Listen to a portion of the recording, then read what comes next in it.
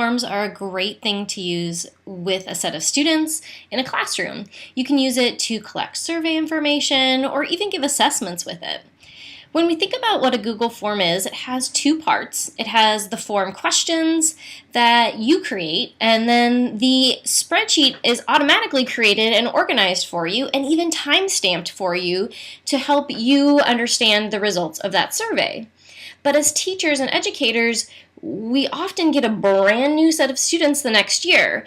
And so what happens when we actually want to save ourselves a little bit of time and reuse a Google form from the year before?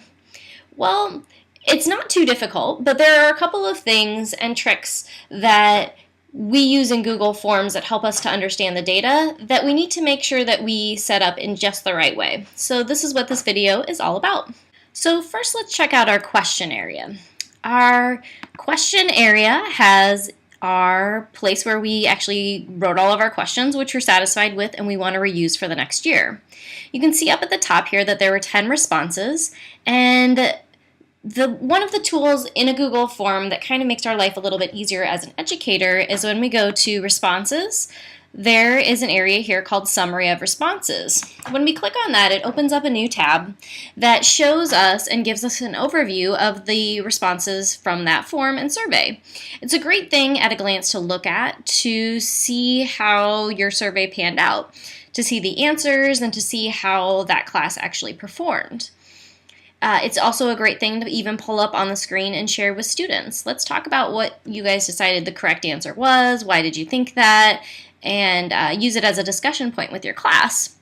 But if we are using the summary of responses and we try to reuse a form year after year, we have to make sure that we clear the form out in just the right way. Otherwise, the summary of responses will keep the data from the last year and it will add to it, which will then give you a very skewed look at what you have going on.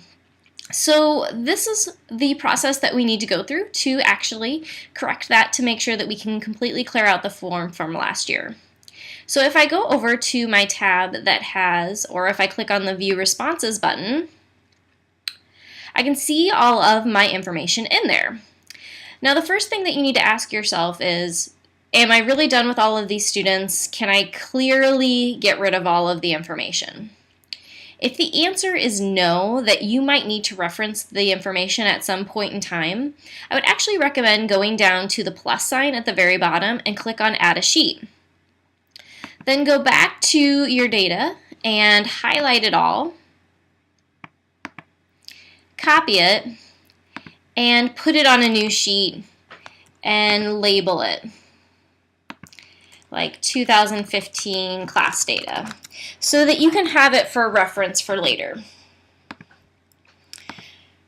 Now, if I were to just go in and highlight the area and click the delete button, which is what a lot of people do as their first step, they're like, okay, great, all of the responses are gone. If you actually go back to your question area, it still shows that there are 10 responses there. And if you were to go to your test of your data and have another student take it, say I had someone named Sadie take the test, her information is going to end up down in line 12. And that's not really what we want. We want a completely cleared out form ready to go for our new class. And so what we need to do is, instead of just selecting the information that is there and highlighting just the questions that we've asked, I want you to actually go over and click on the number 2. You can see when we click on the number 2, or the very first line that there's entries in, it actually highlights the entire row. Even if there's nothing there, it highlights the whole row. Now if you hold down the Shift button and click on the very last line of data that you have, it will highlight all of the rows where you have data. Now you can right-click on your selected data, and you're going to choose Delete Rows. When you delete all of those rows, it is going to wipe out everything. And that's the first step that we want to make sure that we do. So when we delete those rows, that clears our response area. But we need to clear one other part as well. And so I'm going to go back to our question area, and you're going to see that there still says that there are 11 responses there. So if I click on 11 responses and go down, I can see that I have an option here at the very bottom that says delete all responses. So I'm going to click delete all responses and say OK. Now I have 0, and I have 0 here.